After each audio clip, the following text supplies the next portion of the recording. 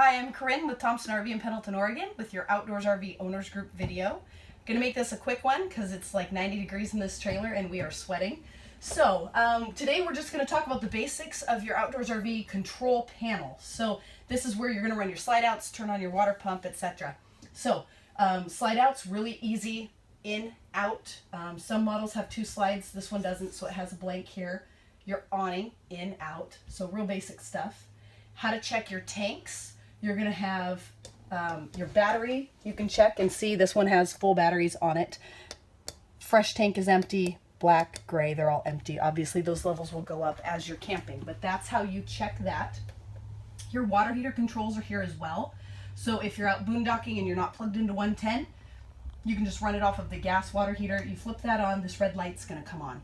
Once it lights, that light is going to turn off, unless of course you have a problem. So that's why it says DSI fault. So your direct spark ignition, if it fails, that light will stay on.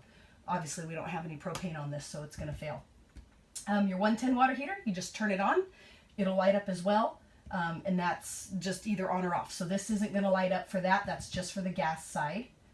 You've got your water pump switch right here, so that's going to turn on your water pump if you've got water in your tank and you're out camping in the woods or something where you don't have city water connections.